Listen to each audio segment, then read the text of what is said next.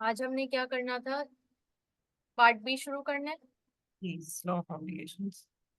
Part B शुरू करना है। अच्छा, formation of contract one, page 37।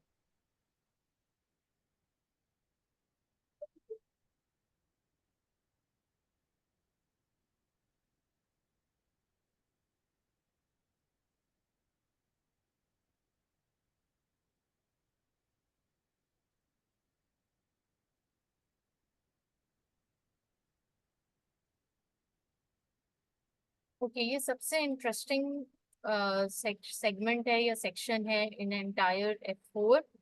And बहुत मजे का टॉपिक है, मजेदार चैप्टर है, इंशाल्लाह मजा आएगा पढ़ने में। Right, let's begin. Formation of contract part one. What do you understand when you here the void contract? An agreement between agreement, two. ठीक है। किस तरह का एग्रीमेंट?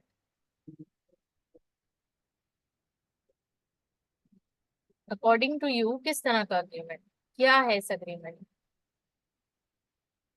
जहाँ एक की कुछ चीज पूरी होती है और दूसरा भी आपको उसके भी आप कुछ चीजें मतलब वो करके दे रहे होते हो, तो वो दोनों उसमें इन्वॉल्व होते हैं और दोनों को बेनिफिट्स मिलते हैं। ठीक है, वेरी गुड। अच्छा, जैसे आपको मालूम है बिजनेस के इंग्रेडिएंट्स क्या होते हैं?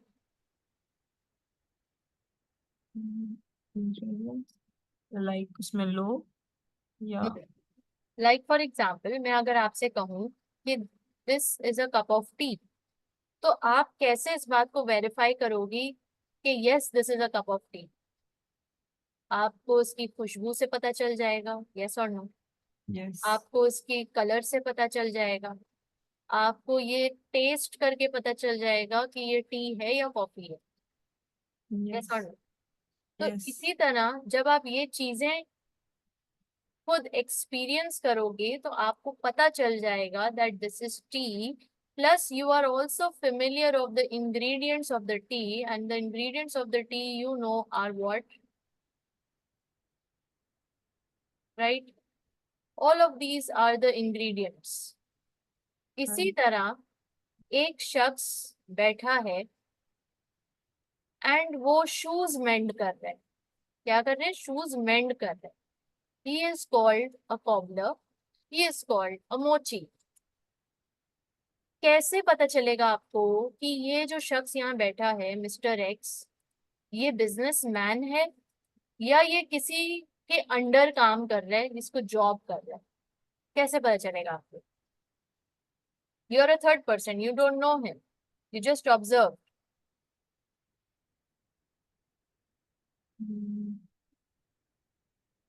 Bye asking, I think by action तो हमें नहीं पता चल सकता। बाय आस्किंग एक्शन नहीं पता चल सकता, तो यहाँ कैसे? एक्शन से तो पता चल गया ना, आपने अपने सेंसेस का इस्तेमाल किया और कुछ डेटा डिराइव किया और उस डेटा के नतीजे में कंक्लूजन पे पहुंचे। तो यहाँ पे आप अपने सेंसेस का इस्तेमाल करके क्यों नहीं पता लगा सकते कि ये बिजनेस है या ये जॉब है?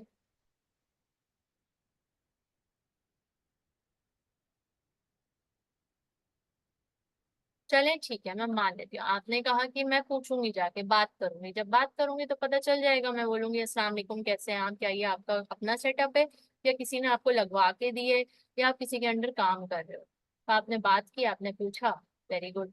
कोई और तरीका?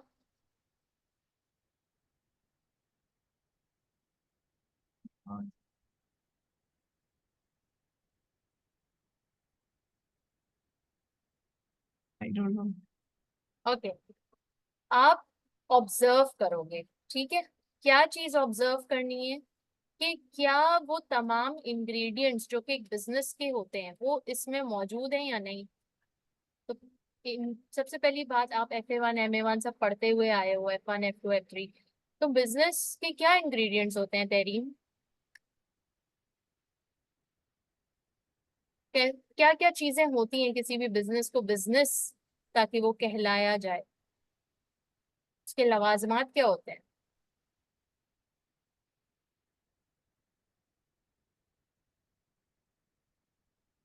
I know benefits you know, I know you know, बस वो अभी क्लिक नहीं हो रहा. Okay, let me give you one hint.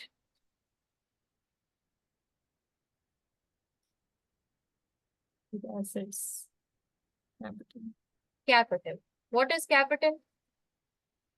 Capital वो जो हम लेके आते हैं, पैसा लेके आते हैं लगाने के लिए बिजनेस में, फर्स्ट इन्वेस्टमेंट जो वो होती है. पैसा, वो पैसा जो ओनर अपनी जेब से निकाल के डालता है बिजनेस में, उसको हम कैपिटल कहते हैं. Second,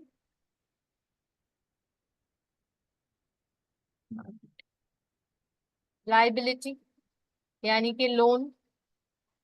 third, asset. Fourth, equity. Expenses और losses.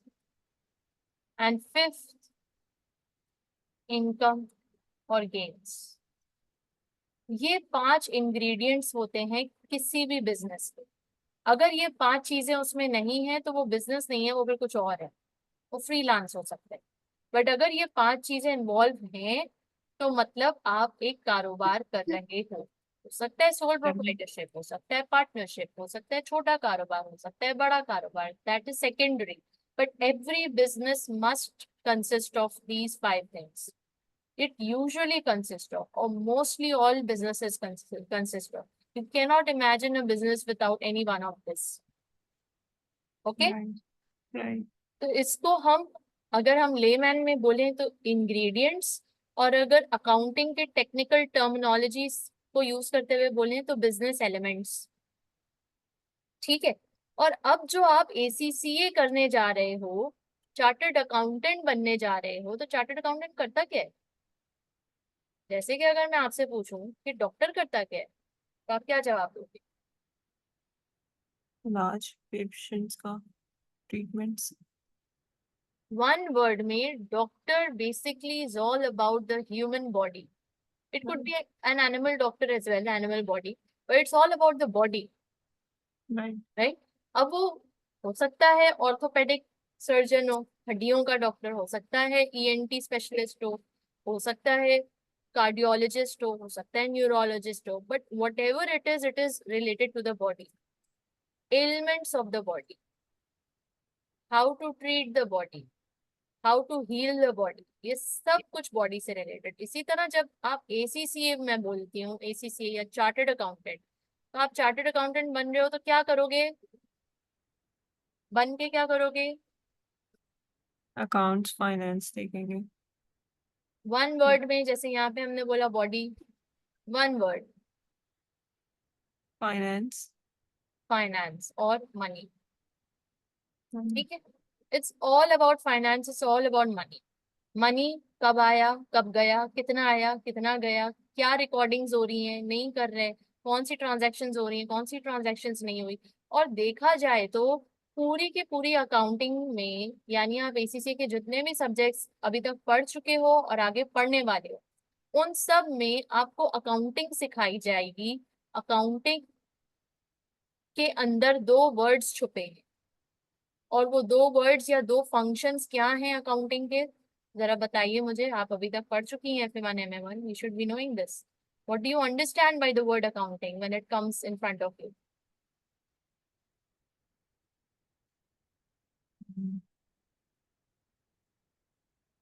to check on the finance of the company के accounts सही है या नहीं है, So reconciliation. 2 words that revolve around this word accounting is A, recording, B, Transactions, valuation. valuations. Of what? Of transactions, of course.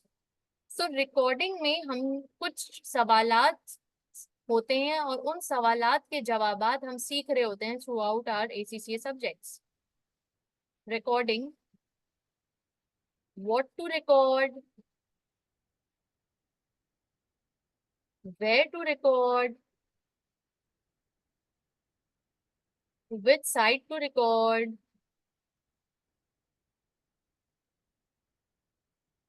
whether through record or not,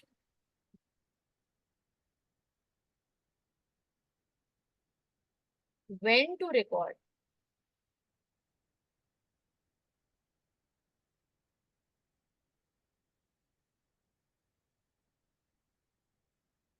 how to record,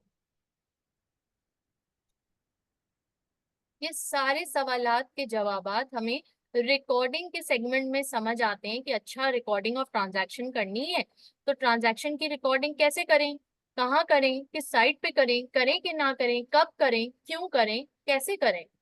ये सारे सवालात हम सीखेंगे रिकॉर्डिंग के category के under. ठीक है, तो आपने यकीनन F2 में MA2 में पढ़ा होगा अकाउंटिंग फॉर मटेरियल, फिर एक यस। चैप्टर आपने पढ़ा होगा अकाउंटिंग फॉर लेबर, फिर एक यस। चैप्टर पढ़ा होगा अकाउंटिंग फॉर ओवरहेड। यानी अब एक एक एलिमेंट, एक एक एलिमेंट, एलिमेंट क्या मतलब, ये सारे एलिमेंट्स, इन सब की हम क्या सीख रहे हैं, काउंटिंग। अकाउंटिंग। और अकाउंटिंग से मुराद क्या, रिकॉर्डिंग एंड वैल्यूएशन। और वैल्यूएशन में सिर्फ एक सवाल का जवाब मिलेगा, at which amount to record, किस अमाउंट पे रिकॉर्डिंग करें, उसकी कैलकुलेशन क्या होगी, फॉर्मूला क्या होगा, एस्टिमेट कैसे निकलेगा, ये सारी चीजें वैल्यूएशन में। तो अब ये मैं चाहूंगी कि आप कभी भी ना भूलो, because you are becoming an ACCA, you should know, this is very basic कि आप करने क्या जा रहे हो। आप करने क्या जा रहे हो, आप अकाउंटिंग सीखने जा रहे हो। आप अकाउंटिंग में क्या होता है, रिकॉर्डिंग होती है, वैल्यूएशन होता है, किस चीज की होती है, ट्रांजैक्शन की। ट्रांजैक्शन किस चीज की हो रही है, इन्हीं एलिमेंट्स ऑफ बिजनेस की तो हो रही है, कोई नई चीज इसके अलावा तो नहीं आती। यही कुछ हो रहा होता है, यही कुछ घूम रहा होता है बार बार। यस और नो। यस। ना, मूविंग अहेड, जब ये सब हो गया, अकाउंटिंग आपने समझ ली, कर ली, अब ये जो ट्रांजैक्शन की आप रिकॉर्डिंग कर रहे हो ना, तो जाहिर है ये ट्रांजैक्शन की रिकॉर्डिंग, अब यही चीज घरों में भी हो रही है। घर, एक घर में, आपके घर में, मेरे घर में रोजमर्रा के बेस पे ट्रांजैक्शंस हो रही हैं। यस और नो। यस। हम कहाँ जाते हैं, हम सुपरमार्ट जाते हैं, हम ग्रोसरी करने जाते हैं, फिर हम अंडा डबल रोटी मंगवाते हैं, फिर हम और क्या क्या कर रहे होते हैं ट्रांजैक्शंस में जो घर में हो रही होती हैं। अगर हमने कोई मेड हायर की हुई है तो उसको पे दे रहे होते हैं, अगर कोई बच्चों को पढ़ाने वाला ट्यूशन टीचर है उसको दे रहे होते हैं, and so on and so fourth. घर के रोजमर्रा की कितनी सारी ट्रांजैक्शंस होती है। अब आप मुझे बताओ, क्या इसकी रिकॉर्डिंग कोई कर रहा होता है, नो। क्या इसकी वैल्यूएशन कोई कर रहा होता है? No. Not in a formal way, but yes, in an informal way. A mother, usually it's the mother of the house who's taking care of all these transactions, who's managing. अब वो अलग yes. बात है कि वो mentally सब कुछ manage कर लेती हैं, तो उनको फॉर्मली लिख कर रिकॉर्ड शो करने की, जर्नल एंट्री, लेजर एंट्री, वो सब शो करने की जरूरत ही नहीं है, वो सब मेंटली कर लेती हैं। कुछ घर में खवातीन होती हैं वो अपने नोट्स बना लेती हैं मोबाइल में, कुछ होती हैं वो एक छोटी डायरी मेंटेन कर लेती हैं कि कहीं ऐसा ना हो कि दूध वाले को पैसे दे दिए इस महीने के और वो दोबारा ले जाए, धोबी को दे दिए फिर वो दोबारा ले जाए, मासी को दे दिए नहीं दी सैलरी, बहुत सारी चीजें होती हैं ना। तो हर राइट। हर खातून अपने हिसाब से उसकी रिकॉर्डिंग मेंटेनिंग कर रही होती है, but because it is informal, it is not recorded formally, and she is not answerable to anybody outside the house. Yes. But right. यही चीज जब इदारे में होगी तो इदारे को अपनी फॉर्मल रिकॉर्डिंग शो करनी पड़ेगी। इसीलिए तो हम अकाउंटिंग सीख रहे हैं कि ताकि हमें ये फॉर्मली करना आ जाए। और हम फिर क्या, जाहिर है अकाउंटिंग जब फॉर्मली रिकॉर्डिंग करना हमें आएगा तो उसको, उसके लिए हमें बेसिक्स तो पता होनी चाहिए कि इदारे में चल क्या रहे, किसी भी बिजनेस के कितने एलिमेंट्स हैं, उसकी रिकॉर्डिंग के रूल्स क्या हैं, उसकी वैल्यूएशन के फॉर्मूलाज क्या हैं, वो कहाँ रिकॉर्ड होगा, किस खाते में होगा, डेबिट साइड होगा, क्रेडिट साइड होगा, फाइनेंशियल स्टेटमेंट में कौन से स्टेटमेंट में जाएगा, एंड कब तक उसकी रिकॉर्डिंग होनी भी चाहिए या नहीं होनी चाहिए। ये सारी बातें हम through out ACCA different different subjects में, कभी मैनेजमेंट अकाउंटिंग के जरिए, कभी फाइनेंशियल अकाउंटिंग के जरिए हम सीख रहे होंगे। अच्छा, ये नॉलेज बहुत जरूरी है इसलिए मैंने आपसे शेयर की, हालांकि इसका F4 से कोई खास ताल्लुक नहीं है, but yes, being an ACCA you should know about it. Now management accounting is the role of a mother at home. Same role, mother क्या कर रही है, घर में बजटिंग कर रही है, मदर क्या कर रही है, सेविंग कर रही है, मदर क्या कर रही है, मेक श्योर कर रही है कि कोई चीज जाया ना हो, वेस्टेज ना हो, मदर क्या कर रही है, day to day routine of the house, day to day running of the house में इन्वॉल्व है। यस और नो। Plus yes. और मदर क्या कर रही है इसके अलावा, बजट डिसीजन। में रहकर चला रही है घर, और क्या कर रही है, decision relating to management. Decision relating to home management, that means वो प्रायोरिटी सेट कर रही है। उसको सबसे पहली बात, उसको ये बात मालूम है कि घर में कितने अफराद रहते हैं, मेंबर्स ऑफ द फैमिली कितने हैं। उसके बाद वो प्रायोरिटी सेट कर रही है कि भाई इस महीने मुझे किस मेंबर का खास ख्याल रखना है। यानी कि हो सकता है घर में कोई बच्चा बीमार हो तो इस वक्त उस बच्चे को प्रायर अटेंशन एंड सारा पैसा उसमें लगने की जरूरत है। हो सकता है इस साल किसी बच्चे का एडमिशन होना हो यूनिवर्सिटी में, तो वो अपनी सेविंग्स और अपनी मनी को उसी तरह मैनेज कर रही होगी कि इस वक्त क्या वक्त के मुनासिबत से और हालात के मुनासिबत से इस वक्त कहाँ खर्चा करना जरूरी है। फर्ज करें बहन की शादी आ गई, तो जाहिर है अब शादी में मेहमान आएंगे, सब कुछ होगा, तो उस हिसाब से खर्चे होंगे। तो she is pre planning and managing the money of the house, the budget of the house according to the priorities. Okay, that is what management accounting is doing in an organisation.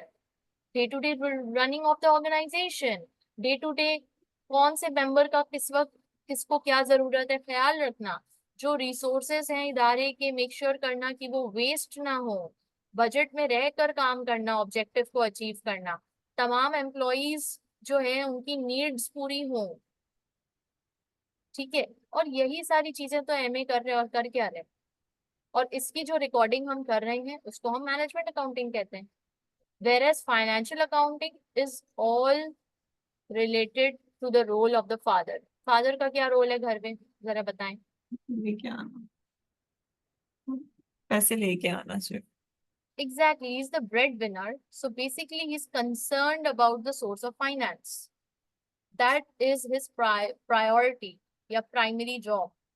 Source of finance घर के लिए कैसे हम बढ़ा सकते हैं, race कर सकते हैं, लोन लेना है कि नहीं लेना है, कोई कारोबार करना है नहीं करना है, कोई शॉप रेंट पे देनी है नहीं देनी है, ये सब फादर का हेडेक है। और यही फाइनेंशियल अकाउंटिंग कर रही है अपने इदारे में, कि हम अपने इदारे के लिए सोर्स ऑफ फाइनेंस कैसे बढ़ाएं, किस नए प्रोजेक्ट में इन्वेस्ट करें, क्या हमें लोन लेना चाहिए बैंक से, क्या हमें मजीद शेयर्स इशू करने चाहिए स्टॉक मार्केट में। ये सब इदारा कर रहे हैं और यही सब फादर कर रहे हैं। अच्छा मुझे ये बताओ कि फादर भी तो घर के बड़े फैसले ले रहा होता है, यानी कि कोई नया घर में शिफ्ट होना है नहीं होना, कोई प्रॉपर्टी खरीदनी है नहीं खरीदनी, किस बेटे के नाम करनी है, हो सकता है कोई बड़ा कोई purchase of non current asset, गाड़ी इस साल खरीदनी है नहीं खरीदनी। तो ये जो फैसला है ये फादर तो कर रहे हैं, बट आपको क्या लगता है कि इसकी कोई रिकॉर्डिंग होती होगी, वो करते होंगे। इनफॉर्मल करते होंगे लेकिन फॉर्मल नहीं करते, क्योंकि नाउ वो घर। Point to be noted, father formal recording करते हैं। वाई, वाई, बिकॉज फादर ने गवर्नमेंट को जवाब देना है टैक्स की शक्ल में। तो अगर कोई घर खरीद रहे हैं उसके पक्के कागजात होने चाहिए, फॉर्मल डॉक्यूमेंट्स। अगर कोई गाड़ी खरीद रहे हैं उसकी ओनरशिप के फॉर्मल पक्के कागजात, ओरिजिनल डॉक्यूमेंट्स। और लैंड खरीद रहे हैं, जमीन खरीद रहे हैं, तो उसकी तो डीड बनती है बकायदा, पूरा कॉन्ट्रैक्ट होता है। तो ये क्यों ये सब, क्योंकि ताकि पता चले ना कि हाँ फादर लीगली ये सब काम कर रहे हैं, उनके पास कोई ब्लैक मनी नहीं है, तो उनको इन सब के original documentation and legal formalities ये सब फुलफिल करनी पड़ेगी। इसके बगैर ये सब ये काम ही नहीं कर सकते, क्योंकि उनको टैक्स भी देना है, इनकम टैक्स भी देना है। तो they he is answerable to the government actually, or if he has taken a loan he is answerable to the bank। so therefore he needs to make sure कि formal recording, सारे बच्चों के बे form birth certificate, सारी legal मामलात होते हैं भाई, NIC, ये सब रखना फादर का काम होता है, वो जिम्मेदारी से ये सब कर रहा होता है। तो उसके एंड से सब चीज फॉर्मली हो रही है। और वही हाल इदारे में भी है कि मैनेजमेंट अकाउंटिंग के लिए सब कुछ फॉर्मली करना कंपल्सरी नहीं है, not compulsory to maintain the records in a very formal manner, क्योंकि मैनेजमेंट अकाउंट्स कोई भी नहीं देखता, कोई चेक नहीं करता। But financial accounts, yes you need to follow the formal legal procedure. यानी कि एज एन अकाउंटेंट जो हम पढ़ रहे होते हैं आईएसए में, आईएएस में, ये सब हमें फॉलो करना है। IFRS is the body that guides us of how to record, where to record, when to record, पूरी अकाउंटिंग वो गाइड करता है। आप जब F7 वाली सब्जेक्ट में आएंगी तो उसमें ये सारे रूल्स एंड रेगुलेशंस आपके सामने होंगे, आप पढ़ रहे होंगे। तो ये फॉर्मल रिकॉर्डिंग फाइनेंशियल अकाउंटिंग के ऊपर मस्ट है, लाजिम है, कंपल्सरी है। और जो वो करता है, जब वो ये करते हैं क्यों, क्योंकि उनको शेयर होल्डर्स को जवाब भी देना है, जिनसे पैसे रेज किए हैं उनको जवाब देना है, बैंक को दिखाना है, पब्लिक को दिखाना है, ऑडिटर को दिखाना है, बहुत सारे लोग हैं जिनको दिखाना है। Management accounting nobody is concern, यार आपके अंदर का मामला है, जैसे चाहे हैंडल करो, हमें क्या। बट फाइनेंशियल अकाउंट्स हमें प्रॉपर चाहिए, प्रिम एंड प्रॉपर। बात समझ आई यस राइट। ना? अब यही जो सब रिकॉर्डिंग हो रही है इन ट्रांजैक्शंस की, ये ट्रांजैक्शंस बहुत डिफरेंट डिफरेंट टाइप्स के होते हैं। ठीक है, एक ट्रांजैक्शन हो गई, आप गई ग्रोसरी, आपने खरीदा अंडा डबल रोटी, बिल पे किया, रसीद मिली, आप घर आ गई। अब आपका और सुपरमार्केट का क्या कोई कॉन्ट्रैक्ट है? बताएं मुझे। नहीं। है, बट क्या कोई कॉन्ट्रैक्ट आप साइन करके आए फिजिकली? नहीं। नहीं। तो आप फिजिकली कोई कॉन्ट्रैक्ट साइन नहीं करे, बट ये कॉन्ट्रैक्ट क्यों है? ये कॉन्ट्रैक्ट बाय लॉ है, कॉन्ट्रैक्ट बाय लॉ।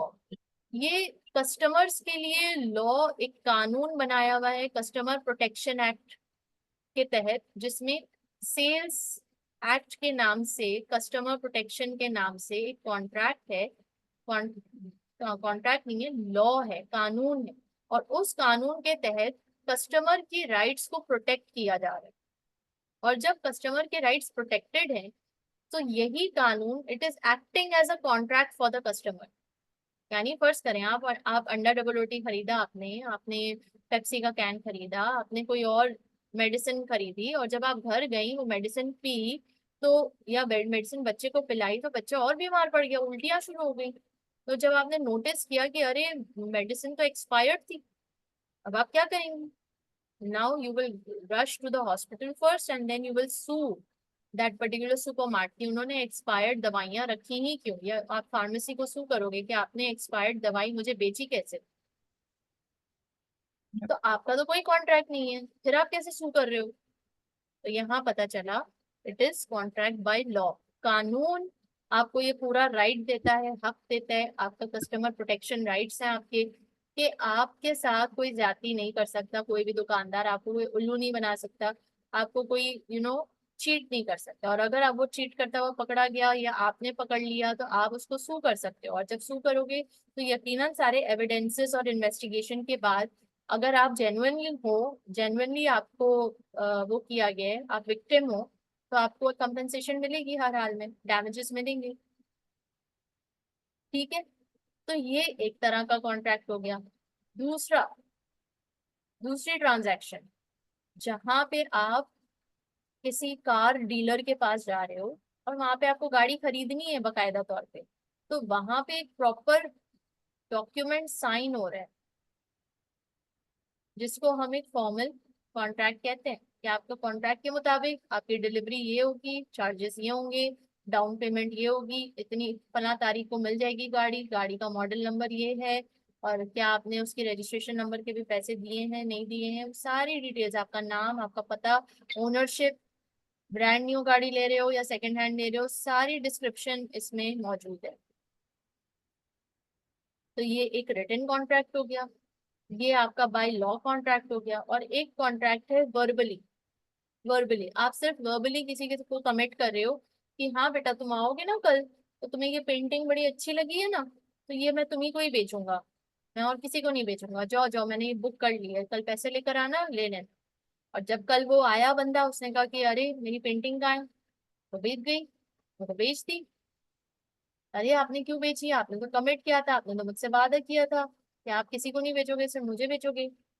नहीं, वो पैसे मिल रहे थे दूसरे कस्टमर के पास हाथों हाथ, तो मैंने बेच दी, मेरा आपका कोई कॉन्ट्रैक्ट थोड़ी था ना। फिर ये अब हम चैप्टर जो अब हम इसमें एंटर होने जा रहे हैं, इसी कश्मकश को सॉल्व करने के लिए, कि क्या यहाँ पर कॉन्ट्रैक्ट था या नहीं था। तो इसकी अब बहुत सारे इस तरह के केसेस आएंगे, जो हम थ्रू आउट ये वाले चैप्टर एंड नेक्स्ट चैप्टर हम पढ़ रहे होंगे, देख रहे होंगे कि कैसे कैसे केसेस हैं और कब कहाँ क्या फैसला सुनाया गया, और रूल ऑफ लॉ क्या है, रूल ऑफ लॉ एक चीज होती है, एंड देन हर रूल ऑफ लॉ के साथ उसका एक एक्सेप्शन होता है।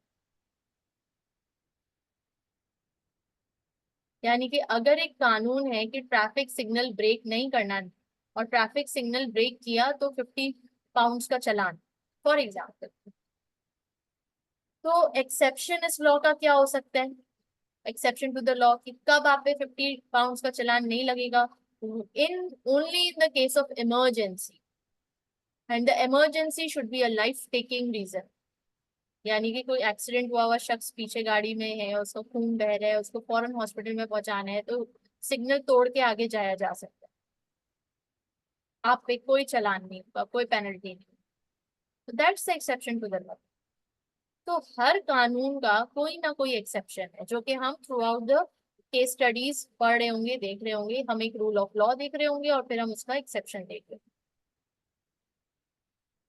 ठीक है जी, पढ़िए definition. What's a contract? A valid contract is legally binding agreement formed by the mutual consent of two parties.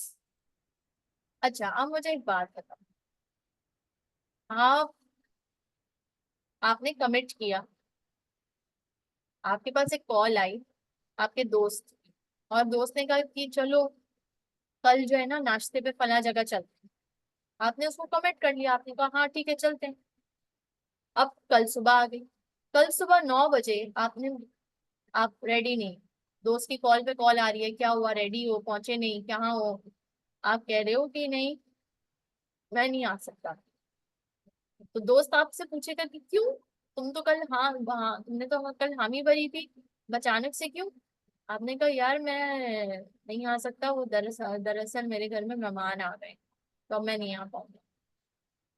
तो दोस्त बड़ा हैरान होता है, थोड़ा सा नाराज भी होता है, मगर फिर फोन रख देते हैं। अब आपको क्या लगता है, ये दोस्त, इसके साथ एक तरह का आपका वर्बल कॉन्ट्रैक्ट था, क्या ये आपको कोर्ट में जाके घसीटेगा? नहीं। इसने वादा किया था कि ये मेरे साथ खाने में चलेगा और इसने दगा दी। नहीं, क्योंकि वर्बल था और एग्जैक्टली exactly. वो आपको कोर्ट में नहीं लेकर जाए, फिर चाहे वो कोई इससे भी ज्यादा क्लोज रिलेटिव क्यों ना हो, वो आपको कोर्ट में नहीं लेकर जाएगा। तो कुछ कॉन्ट्रैक्ट्स ऐसे होते हैं जो लीगली बाइंडिंग नहीं होते, कुछ कॉन्ट्रैक्ट्स ऐसे भी होते हैं जो लीगली बाइंडिंग नहीं होते, यानी दोनों parties, because they are family, because they are friends, they don't wish to pull each other to the court, क्योंकि नुकसान उन्हीं का है, उन्हीं का दोस्त है, उन्हीं का भाई है, उन्हीं की बहन है, वो कोर्ट ले जाके करें भी तो क्या करें, उनकी फैमिली बदनाम हो। मतलब ये जनरल सिनेरियो है कि जहां पे दो पार्टीज लीगली बाइंडिंग अग्रीमेंट में नहीं आना चाह रहे, अग्रीमेंट है बट लीगली बाइंडिंग नहीं, it means they are family और फ्रेंड्स। तो वैलिड कॉन्ट्रैक्ट किसे कहते हैं? वैलिड कॉन्ट्रैक्ट वो होता है जो कि लीगली बाइंडिंग है, और कॉन्ट्रैक्ट का तो मकसद ही यही है कि दोनों पार्टीज के राइट्स प्रोटेक्ट किए जाएं।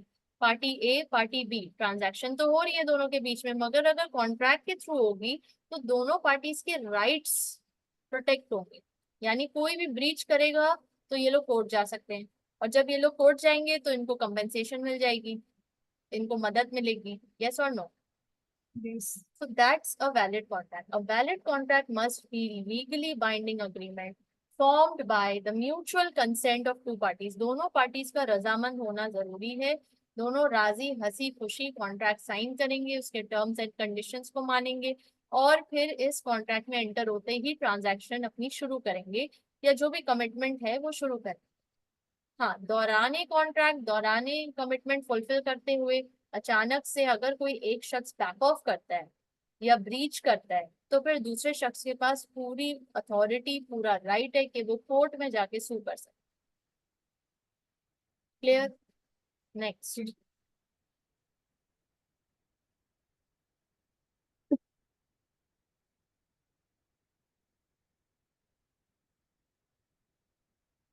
पढ़िए।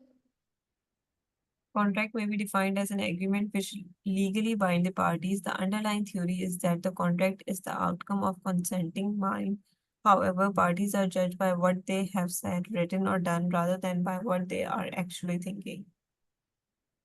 क्या कह रहे हैं?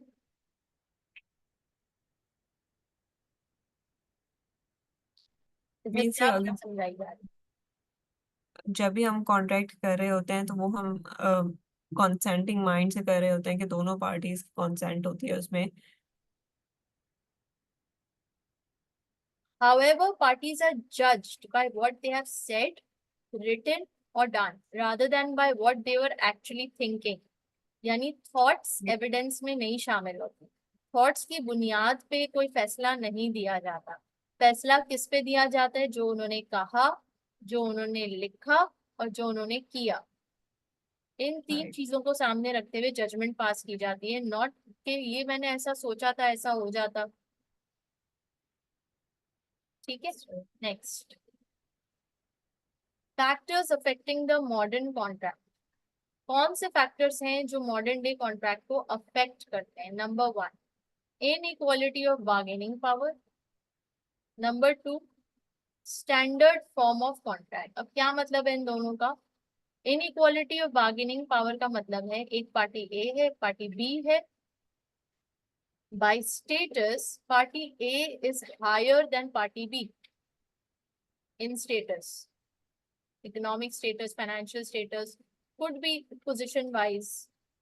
तो जब ऐसी दो पार्टीज का आपस में कॉन्ट्रैक्ट होता है तो एक सबसे बड़ा कंसर्न जो गवर्नमेंट का या कोर्ट का होता है वो यही होता है कि भाई एक चूंकि कमजोर है, या इसके पास उतनी पावर नहीं है जितनी ए के पास है, या इसके पास उतने पैसे नहीं है जितने ए के पास है, लिहाजा there is a high chance कि ए बी को क्या करेगा? एक्सप्लॉइट. अपने मन मर्जी के मुताबिक कॉन्ट्रैक्ट बनाएगा, अपने मन मर्जी के मुताबिक टर्म्स एंड कंडीशंस लिखेगा और बी से जबरदस्ती साइन भी करवा लेगा. और बी चूंकि जाहिल है, कम इल्म रखता है, कम पावर रखता है, कम पैसे रखता है, या जिस भी वजह से वो उसके पास बार्गेनिंग पावर कम हो, तो वो एक्सप्लॉइट हो जाए. He would be the victim. He might become a victim. Therefore, government and court is very much concerned and therefore they have put in place certain laws. अब मैं यहाँ पे आपको मिसाल दूं, आपके घर की मिसाल. ये आप हो ए, और ये आपके हाउस हेल्प के लोग. could be a maid, could be anybody who helps you around in the house. तो आपकी जो टर्म्स एंड कंडीशंस है वो उसको तो माननी ही पड़ेगी, बिकॉज उसको जॉब की जरूरत है. आप जो बोलो जैसे बोलो वो उसको सुनना पड़ेगा, करना पड़ेगा. So there is no way he could argue or fight back or resist. And if he does that, he is chucked out of the job. Simple as it is. So ये inequality of bargaining power ये रहती है. ये जहां पे ज्यादा हो वहां पे फिर exploitative contracts बन जाते हैं. Next, standard form contract. Standard form contract, अब जैसे कि हम बैंक में गए तो बैंक मुझे भी वैसे ही ट्रीट करेगा जैसे आपको ट्रीट करेगा. सेम उनका फॉर्मेट है, सेम प्रोटोकॉल है, सेम प्रोसीजर्स है. तो एक स्टैंडर्ड फॉर्म कॉन्ट्रैक्ट है. यानी अगर मैं भी जाऊंगी बैंक से लोन लेने के लिए और आप भी जाओगे बैंक से लोन लेने के लिए, which is a transaction. So therefore, we have to enter into a contract, and this is obviously a formal transaction. आप लोन लेने जा रहे हो, आपको 1 लाख का चाहिए, मुझे 10 लाख का चाहिए, तो उसका एक स्टैंडर्ड फॉर्म होगा. वो फॉर्म आप भी फिल करोगे, मैं भी फिल करूंगी. हो सकता है आपका लोन अप्रूव हो जाए, मेरा नहीं हो, क्योंकि मेरी बहुत बड़ी अमाउंट है. हो सकता है वो और ज्यादा मेरी क्रेडिबिलिटी पूछे, बोले बताओ तुम्हारा क्या क्या प्रॉपर्टी है, क्या क्या बिजनेस है, तुम्हारे पास करेंटली तुम्हारा क्या स्टेटस है, कहाँ काम कर रहे हो, and so on and so forth. Whereas आपको इजिली मिल जाए, आपका 1 लाख का लोन था, but the format, the procedure is the same for all. That is known as the standard form contract. बात समझ आई? इसी तरह आप ले लो बिजली का बिल. बिजली का बिल आता है, it's a kind of a contract कि वो बिजली देंगे और आप पेमेंट करोगे. और वो बिजली का बिल हर के घर में उसी तरह से उसी तारीख पर आ रहा होता है. और अगर आपने बिजली का बिल 10 दिन में या within the deadline dates नहीं पे ऑफ किया तो आपकी बिजली काट के चले जाएंगे. Same procedure for all, same treatment for all. ऐसा नहीं कि आप कोई फेवरेट फेवरेट कस्टमर हो तो आपको बहुत हाई फाई ट्रीटमेंट मिलेगा, मैं उतनी हाई फाई नहीं हूँ या मैं पॉलिटिकल पार्टी से एसोसिएटेड नहीं हूँ तो मुझे वो ट्रीटमेंट नहीं मिलेगा। Will be same for all. ठीक है, that is a standard form contract. इसको हम कहते हैं मास प्रोडक्शन एंड कंज्यूमरिज्म। अब इसकी एक और मिसालें लें, इसकी बहुत मिसालें हैं भाई, मैं बोल बोल के थक जाऊंगी, मिसालें खत्म नहीं होंगी। स्टैंडर्ड फॉर्म कॉन्ट्रैक्ट, सुपरमार्केट, आप भी जाते हो मैं भी जाती हूँ, कोई डिफरेंशिएशन है? आपको कोई अलग प्राइस दे रहे हैं, मुझे कोई अलग प्राइस कोटेशन हो रही है? सेम। अगर आप भी खरीदते हो आपको भी वैसे ही रसीद मिलती है, मैं खरीदती हूँ मुझे भी वही रसीद मिलेगी। उसी तरह का कॉन्ट्रैक्ट होगा हमारा। ठीक है, स्टैंडर्ड फॉर्म कॉन्ट्रैक्ट पढ़िए जरा। Is a document It's a document prepared by many large organizations setting out the terms on which they contract with their customers. The individual must usually take it or leave it. For example, a customer has to accept their supply of electricity on the electricity board terms. They are not likely to succeed in negotiating special terms unless they represent a large consumer such as factory. ठीक है, यानी यहाँ पर contract के terms and conditions सिर्फ एक party के मुताबिक होगी, दूसरी पार्टी का उसमें कोई अमल दखल नहीं है। उन्होंने बना दिए, if you accept it take it, if you don't accept it reject it, go away, do whatever you want to do. Clear हो गई कहानी, आगे बढ़े। Yes. Consumer protection. अब जैसे कि मैंने कहा कि कंज्यूमर को प्रोटेक्ट करने के लिए गवर्नमेंट भी फिक्रमंद है और आपका कोर्ट भी। तो इन्होंने कुछ कंज्यूमर प्रोटेक्शन एजेंसीज बना दी हैं। Like see these things we can not even imagine in Pakistan. When I teach Pakistani students, मैं उनको पहले ही बोल देती हूँ बेटा ऐसी ऐसी बातें होंगी कि आप इमेजिन ही नहीं कर सकते। But yes, if you are residing outside, you know all of these, you know the laws that there are to protect the consumer, to protect the citizens, right? And how they are operating. So you have a good idea. Consumer protection agencies होती हैं, which include organizations such as the Financial Conduct Authority. Next, legislation. Legislation यानी कि law, legal, parliament. ये ऐसे कानून बना रहे हैं कि unfair contract terms act 1977, consumer rights act 2015, ये सारे कानून हैं जो प्रोटेक्ट करते हैं। एंड एक तरह से देखा जाए तो ये एक कॉन्ट्रैक्ट है। Okay, next. They both regulate the extent to which contracts can contain certain terms. अच्छा, battle of the firms. What is battle of the firms? पढ़िए। Disputes sometimes arise in commercial agreements because each party is accustomed to doing business on its own standard terms and argues that they apply to the contract rather than the other party's term. Great care should be taken during the negotiation stages to clarify which standard or other terms will apply. Where it is not clear, the contract must be considered objectively, but taking into account what has actually happened, the factual matrix. क्या कह रहे हैं?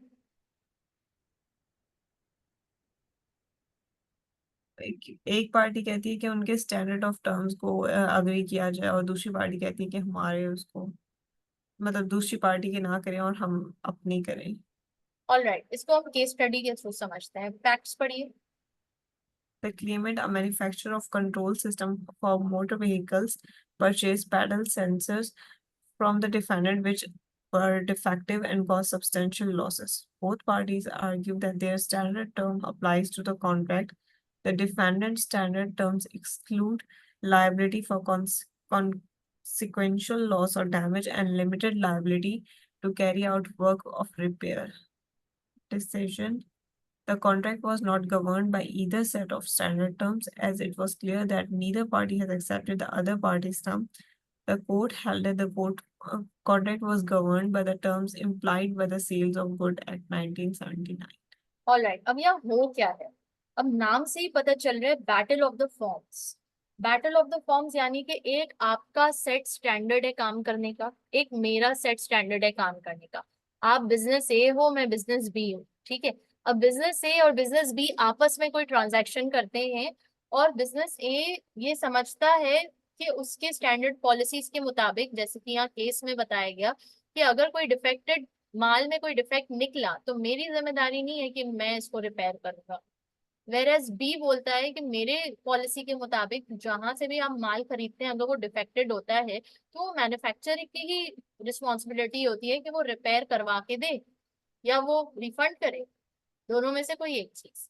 तो अब ये दोनों आपस में लड़ रहे हैं कि तू रिपेयर करा, वो बोल रहे तू रिपेयर करा, वो बोल रहे मेरे पॉलिसी के मुताबिक तो मैन्युफैक्चरर ही रिपेयर कराता है, बोलता है नहीं मेरी पॉलिसी के मुताबिक, कॉन्ट्रैक्ट के टर्म्स के मुताबिक मैं रिपेयर नहीं करता, मेरी लाइबिलिटी नहीं है। अब दोनों लड़ रहे हैं, दोनों को कोर्ट जाना पड़ा।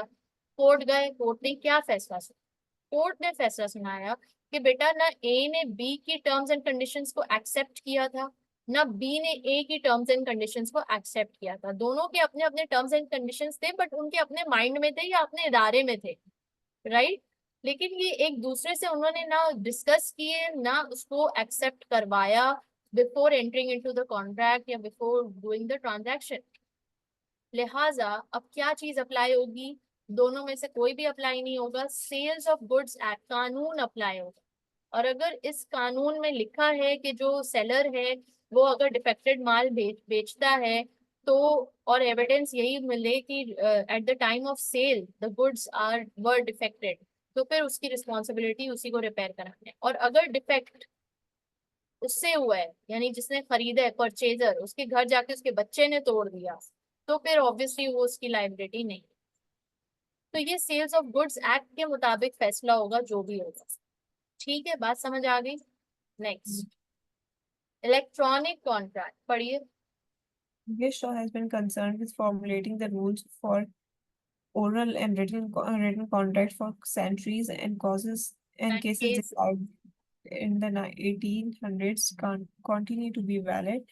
As you will see, there are a number of important rules which deal with the timing of the sending and receipts of letter by post. With the advent of telex and fax machine, the law has had to be applied to new situation. Now, the development of the internet for commercial purposes have brought new challenges as a new way of doing business come into being. क्या कह रहे हैं? Electronic contract भी all are familiar. आप online order place करती हैं, pizza कभी मंगवा रही हैं, कभी फूड पांडा कर रहे हैं, कभी कोई चीज आ रही है, कभी कोई चीज आ रही है, it's electronic contract. Same way अगर आप किसी और कंपनी के साथ कोई ईमेल के जरिए कोई कम्युनिकेशन हो रही है और आप ईमेल के जरिए कॉन्ट्रैक्ट भेज रहे हो, ईमेल के जरिए सारी deals terms and condition sign हो रही है, इट्स इलेक्ट्रॉनिक कॉन्ट्रैक्ट। ठीक है, next, essentials of a contract. अब जैसे कि हमने बिजनेस के इंग्रेडिएंट्स पढ़े कि बिजनेस के क्या एलिमेंट्स हैं, उसी तरह कॉन्ट्रैक्ट के क्या एलिमेंट्स होते हैं, क्या एसेंशियल्स होते हैं, क्या उसके इंग्रेडिएंट्स होते हैं। So number one, it has an offer and N acceptance. कोई ऑफर करेगा और कोई एक्सेप्ट करेगा। जब ऑफर और एक्सेप्टेंस दोनों मौजूद है मतलब कॉन्ट्रैक्ट। कंसिडरेशन, कोई पे, कोई वैल्यू, यानी कि अगर यहाँ से आप कुछ बेच रहे हो तो वहां से आप खरीद रहे हो, तो उसके एक्सचेंज में कोई गुड्स एंड सर्विसेज के एक्सचेंज में आपको क्या मिल रहा है? पैसा। एक तरफ गुड्स या सर्विसेज है और दूसरी तरफ पैसा है या फिर उसकी वैल्यू के बराबर कोई चीज, that is consideration. And third is intention to enter into legal relations, यानी कि आपने जब कॉन्ट्रैक्ट करते हुए आपका इरादा था कि ये लीगली बाइंडिंग होगा, यानी कल कला को कोई कॉन्फ्लिक्ट, कोई breach, anything, any mishap or any conflict arises, we shall be knocking the door of the court. So number one क्या है, पढ़िए। There must be an agreement usually made by offer and acceptance. There must be a bargain by which the obligation assumed by one party are supported by consideration value given by the other. The parties must have an intention to create legal relation between themselves. ठीक है, clear हो गई बात, आगे बढ़ते हैं। Validity factors. अच्छा, अब कॉन्ट्रैक्ट वैलिड है कि नहीं, ये तीन चीजें तो हैं, बट वैलिड है कि नहीं? तो नंबर वन क्या चीज चेक की जाएगी? कैपेसिटी। क्या जो ए और बी आपस में कॉन्ट्रैक्ट करने लगे हैं, क्या ये दोनों एडल्ट्स हैं भी कि इनका कॉन्ट्रैक्ट वैलिड हो, या ये माइनर्स हैं, 18 साल से छोटी उम्र के, या ए एडल्ट है और बी जूनियर है, और इन दोनों का आपस में कॉन्ट्रैक्ट हो रहा है, तो मतलब ये कहीं इसको अब्यूज तो नहीं कर रहा, तो ये देखना जरूरी है। दूसरी कैपेसिटी, मेंटल कैपेसिटी। क्या ये दोनों mentally intellectual mentally stable mind के हैं, हेल्दी माइंड्स हैं इनके कि ये कॉन्ट्रैक्ट में एंटर हो सके, या ये इंटॉक्सिकेटेड तो नहीं। शराब के नशे में कॉन्ट्रैक्ट कर लिया, तो ये चीज देखनी जरूरी है। Next, form. Some contracts must be made in a particular form, यानी कि कुछ कॉन्ट्रैक्ट्स का वैलिड होने के लिए उनका एक पर्टिकुलर फॉर्म में होना जरूरी है। लाइक फॉर एग्जाम्पल, अगर आपको एक लैंड खरीदना है, परचेज ऑफ लैंड, आप इसको किसी नॉर्मल कॉन्ट्रैक्ट के जरिए नहीं खरीद सकते। You have to enter into a deed. इसके प्रॉपर फॉर्मेट होता है डीड का। ये गवर्नमेंट का कागज, ये गवर्नमेंट के कागज होते हैं। इस पे स्टैंप लगती है, इस पे नाम लिखते हैं, ओनरशिप होती है, and so on and so. That's a lot of procedure behind it. You just can not purchase the land like that कि बस एक किसी भी कागज में प्रिंट आउट कर दिया, हाँ ये कॉन्ट्रैक्ट है। नहीं, ऐसा नहीं हो सकता। It has to be in the form of a deed. Next, content. पढ़िए। In general, the parties may enter into contract on whatever terms they choose. Some terms which the parties do not express may be implied, and some terms which the party do express are overriding by statutory rules. क्या कह रहे हैं? कुछ terms जो party express नहीं करते उसको हम क्या कहते हैं? इम्प्लाइड। यानी ये अज्यूम्ड, अंडरस्टूड वाली बातें होती हैं। अज्यूम एंड अंडरस्टूड वाली बातें होती हैं। जैसे कि अगर किसी ने स्कूल में एडमिशन लेना है, तो ये कॉन्ट्रैक्ट है एक तरह का कि आप स्कूल में जाके एडमिशन ले रहे हो, प्रॉपर प्रोसीजर फॉलो कर रहे हो, एडमिशन फॉर्म फिल कर रहे हो, फीस पे कर रहे हो। तो ये कुछ बातें ऑब्वियस हैं कि स्कूल की टाइमिंग्स 8 बजे से 1:30 बजे तक है, पता है। इसको अगर अनाउंस नहीं भी किया या कॉन्ट्रैक्ट में या फॉर्म में नहीं भी लिखा, तो इससे कोई सू नहीं कर सकता आपको कोर्ट में। इम्प्लाइड बात है, अंडरस्टूड बात है। बट कुछ बातें या टर्म्स एंड कंडीशंस ऐसी होती हैं जिनको एक्सप्रेस करना जरूरी है, जिनको मुंह से बोलकर, लिख कर कहना जरूरी। अगर नहीं एक्सप्रेस किया तो फिर वहां पे एम्बिग्विटी आ जाती है, कंफ्यूजन आ जाता है। और जिसको ऑब्वियसली फिर जाहिर है कोर्ट में आप बोल सकते हो कि ये बात तो उसको बतानी चाहिए थी, ये क्यों नहीं बताया उसने। ठीक है। Now, which and some terms which the parties do express are overridden by statutory rules. अब होता ये है, बाज़ औक़ात कुछ टर्म्स एंड कंडीशंस ऐसे भी लिख दी जाती हैं जो कि स्टेट के रूल्स एंड रेगुलेशंस को चैलेंज कर रहा होता है या क्लैश कर रहा होता है। तो वहां पे अब बताओ किसकी चलेगी? कॉन्ट्रैक्ट के रूल की चलेगी या स्टेट के रूल की चलेगी? State. स्टेट की। जाहिर है। अब आप ये सोचो ना कि ये जो ए और बी हैं, ये दोनों टेररिस्ट हैं। ठीक है, ये आपस में वेपन्स का कॉन्ट्रैक्ट कर रहे हैं। तो अब ये जो वेपन्स का कॉन्ट्रैक्ट हो रहा है, ये लीगल हो रहा है, इलीगल हो रहा है? Illegal. इलीगल हो रहा है। तो यानी वहां पे स्टेट का रूल अप्लाई करेगा। अगर खुदा ना खास्ता ए ने ब्रीच किया और बी को कोर्ट जाना पड़ा, तो वो कोर्ट नहीं जाएगा, क्योंकि उसको पता है ये इलीगल कॉन्ट्रैक्ट है, उसकी नहीं सुनी जाएगी, उसको उल्टा पकड़ लिया जाएगा। Next, genuine consent. Um, mistake पढ़िए। a mistake or misrepresentation made by one party may affect the validity of the contract. Parties may be induced to enter into a contract by undue influence or duress. क्या कह रहे हैं?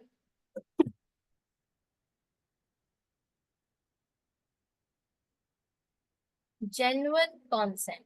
Consent का मतलब है रजामंद। अब genuine consent का मतलब पता है क्या है? अब एक कॉन्ट्रैक्ट है जिसको हम कहते हैं क्या?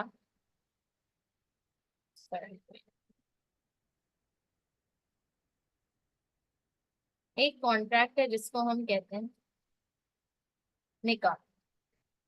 अब ये जबरदस्ती तो नहीं हो सकता, आप किसी का सर ऐसा हिला दो बस होगी शादी, कबूल है कबूल है। तो ये क्या है? स्ट्रेसफुल। ये क्या है? अनड्यू इन्फ्लुएंस, जोर जबरदस्ती, ब्लैकमेल। तो अगर कोई कॉन्ट्रैक्ट में किसी को आप एंटर करवा रहे हो जोर जबरदस्ती, स्ट्रेसफुल सिचुएशन में, तो यहाँ पे बंदूक की नोक पे, तो that is not a genuine consent. It's a mistake or a misrepresentation made by one party which may affect the validity of the contract. ठीक। तो ये एक ऐसा कॉन्ट्रैक्ट जो जबरदस्ती से करवाया गया हो, उसे हम वैलिड कॉन्ट्रैक्ट नहीं कहते। Got it? Next, legality. The court will not enforce a contract which is deemed to be illegal or contrary to a public policy. Obviously court ऐसे कॉन्ट्रैक्ट को मानता ही नहीं है, वैलिड ही नहीं करार देता, ना इन्फोर्स कराएगा। ना उसमें किसी तरह के फेवर देगा अगर वो कॉन्ट्रैक्ट इलीगल है या कॉन्ट्ररी टू पब्लिक पॉलिसी। खत्म। Now there are three types of contract, one is void, the other is voidable, and the other is unenforceable. What is a void contract? पढ़िए। A void is not contract at all. The parties are not bound by it and they transfer property under it. They can sometimes recover their goods even from third party. But void contract तो contract होता ही नहीं है, इसमें कोई भी party bound नहीं होती। ये बिल्कुल समझो ये इनवैलिड कॉन्ट्रैक्ट है। It's not a contract at all, it can not be considered a contract. And why can't it be considered a contract? Because of the above reasons. Capacity नहीं है, minor है, एंटर ही नहीं हो सकता contract में, mental capacity नहीं है। Form, उसका फॉर्म जो है वो एक लैंड सेल हो ही नहीं सकता without a deed document. Content, उसका कंटेंट वहां पे एक्सप्रेस कुछ नहीं किया गया, कोई बात छुपाई गई है, कंटेंट उसका सही नहीं है, जेन्युइन कंसेंट नहीं है, या लीगैलिटी का कोई मामला है, इलीगल कॉन्ट्रैक्ट है। तो ये सारी वो रीजंस हैं जिसकी बुनियाद पे कॉन्ट्रैक्ट क्या हो जाएगा, वॉइड। नेक्स्ट, वॉइडेबल कॉन्ट्रैक्ट पढ़िए। Is a contract, avoidable contract is a contract which one party may set aside property transferred before avoidance is usually irrecoverable from a third party. क्या कह रहे हैं?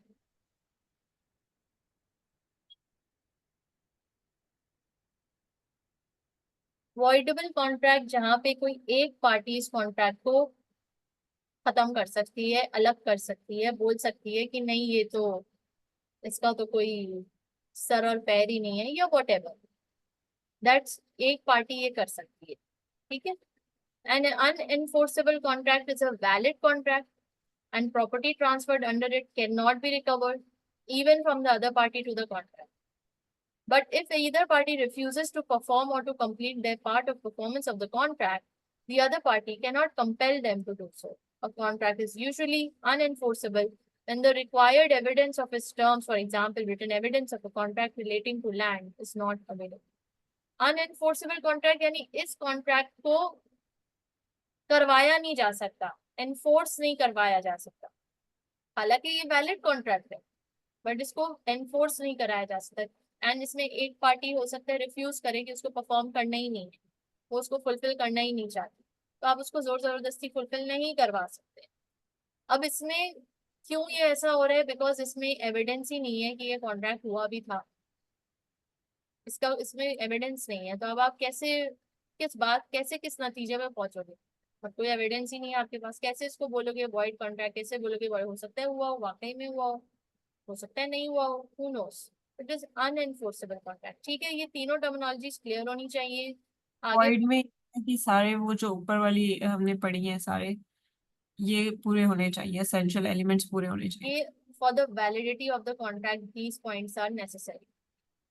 और अगर ये नहीं है तो void कॉन्ट्रैक्ट हो जाएगा, राइट? अगर ये नहीं है तो वॉइड voidable है, कॉन्ट्रैक्ट है। voidable नहीं है तो फिर मतलब एक पार्टी कह सकती है कि ये वो नहीं है। हाँ, और एक में और अनएनफोर्सेबल है। ठीक है। ठीक है।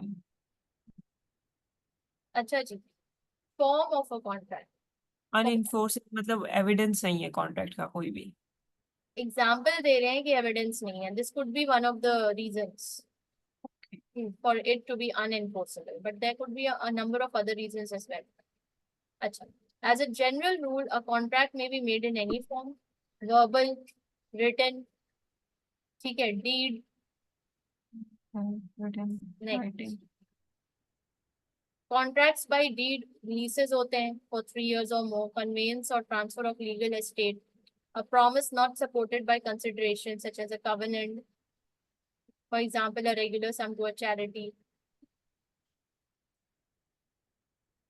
A contract by deed is sometimes referred to as a specialty contract. Any other type of contract may be referred to as a simple contract. यानी जब आप लैंड के रिलेटेड डीड की बात करते हो या लीज से रिलेटेड डीड की बात करते हो तो उसको हम क्या कहते हैं? Speciality contract.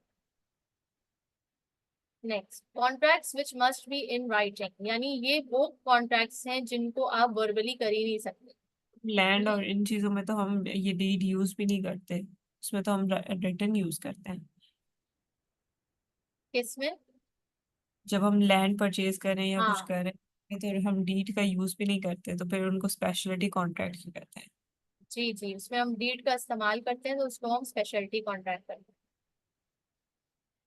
नेक्स्ट, अच्छा ये कौन सी वो ट्रांजैक्शंस हैं कि जिनका रिटर्न में होना बेहद जरूरी है? तो number one, transfer of shares. Number two, sale और disposition of land. Number three, bills of exchange and cheques. And number four, consumer credit contracts. ये चार ऐसे कॉन्ट्रैक्ट्स एंड ट्रांजैक्शंस हैं कि जिनका इन राइटिंग में कॉन्ट्रैक्ट होना लाजिम है। इनको हम ये नहीं कह सकते कि हाँ वर्बली था, नहीं, इनका रिटर्न ही होता। नेक्स्ट, लैंड का बाय डीड हो सकता है, वो रिटर्न जरूरी नहीं है। लैंड का लिखा है ना। ओके। रिटन रिटन और डीड का क्या मतलब है तहरीम? डीड क्या होती है? डीड का आपको क्या मतलब समझ आ रहा है? मतलब सिर्फ इंटेंशनली या फिर। डीड एक रिटन डॉक्यूमेंट ही होता है और वो गवर्नमेंट स्टैम्प होता है। वो गवर्नमेंट के पैटर्न के मुताबिक, प्रोटोकॉल्स के मुताबिक बना हुआ होता है। फॉर्मेट उसका एक होता है, पर्टिकुलर फॉर्मेट। और वो उसमें सिर्फ जो आपका बंदा है, पार्टी ए पार्टी बी, उसका नाम होता है, और जिस अमाउंट की लैंड आप परचेज कर रहे हो, जितने एकर्स परचेज कर रहे हो, जिस एरिया में कर रहे हो, बस उसका फिल इन द ब्लैंक होता है जो वो फिल करते हैं। बाकी सब प्रिंटेड होता है पहले से, उसकी terms and conditions and everything. That is समझ। Known as a deed and it is written only. Right. सही है, समझा। Next, contracts which must be evidenced in writing. Certain contracts may be made orally but are not enforceable in a court of law unless there is a written evidence. The most important contract of this type is the contract of guarantee. तो एक contract है, contract of guarantee, जिसमें again written evidence की जरूरत है। Therefore orally कोई आप जितना भी ओरली बोल लो, अब आप पार्टी ए और पार्टी बी दोनों ने ओरली कमिट किया, दोनों एक दूसरे को झूठा बोल रहे हैं कोर्ट में, किसकी कौन सच्चा है कौन झूठा है कैसे पता लगा? So you need a certain set of evidence. It आप आजकल के दौर में डिजिटल दौर है, it could be a voice note, but now अब देखो अब चीजें तेजी से चेंज होंगी। जैसे हमने इनिशियली क्लासेस में डिस्कस किया था कि लॉ जब नया नया बना था तो राजा महाराजाओं के जमाने में बना था, उस वक्त दौर कुछ और था। फिर आहिस्ता आहिस्ता डेमोक्रेसी आ गई, ये किंग क्वीन ये सिस्टम खत्म होने लगा, कंट्रीज बनने लगी, किंगडम्स खत्म होने लगे। तो फिर क्या हुआ? लॉ इवॉल्व हुआ, पार्लियामेंट में लॉज बनने लगे, डेमोक्रेसी आ गई, ठीक है। उसके बाद क्या हुआ? अब डिजिटल वर्ल्ड आ गया, we are living in a digital era. तो तेजी से अब लॉज चेंज होंगे, इवॉल्व होना ही पड़ेगा, नहीं तो सर्वाइवल मुश्किल है। अब वर्चुअल लॉज क्या है भाई? सोशल मीडिया में आप किसी को वाई अब्यूज करें, आप किसी को किसी के राइट्स वायलेट करें, तो अब सोशल मीडिया के भी लॉज आ रहे हैं। और इसी तरह अगर मैंने जैसे आपको कहा कि ए और बी हम दोनों का म्यूचुअल अंडरस्टैंडिंग से कोई कॉन्ट्रैक्ट हुआ है, वर्बल हुआ है, अब आपने ब्रीच कर दिया, मैं कोर्ट में जाऊंगी, मैं बोलूंगी तहरीम ने ब्रीच किया, तो कोर्ट तो बोलेगा ना कहाँ कैसे, सबूत लाओ। तो मैं बोलूंगी देखो व्हाट्सएप में उसने वॉइस नोट भेजा है, ये सुन लीजिए। तो वो voice note is the evidence. But आज चूंकि टेक्नोलॉजी इतनी एडवांस हो चुकी है कि अब तो मैं फेक वॉइस नोट भी क्रिएट कर सकती हूँ। व्हाट डू यू से? artificial intelligence has gone to that level.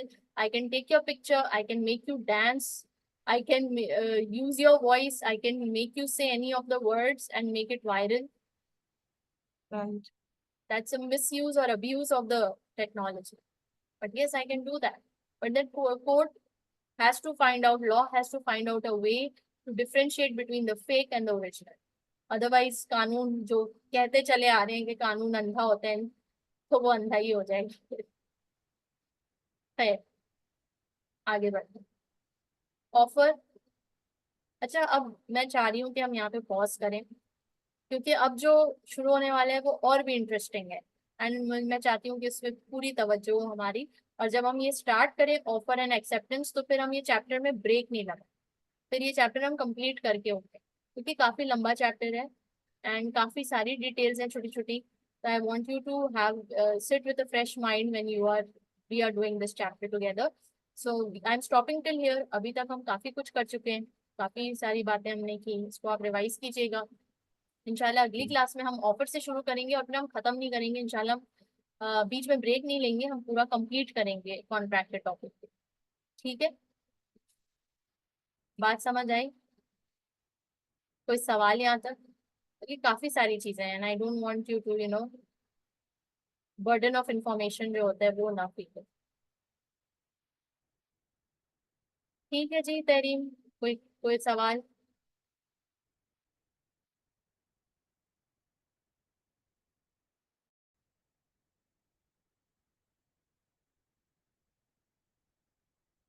Okay ma'am, अल्लाह हाफिज। आपकी आवाज़ नहीं आ रही, ऑडियो बंद है। अच्छा, यहाँ तक कोई सवाल? नहीं। Thank you so much Tareem, have a great day ahead, अल्लाह हाफिज।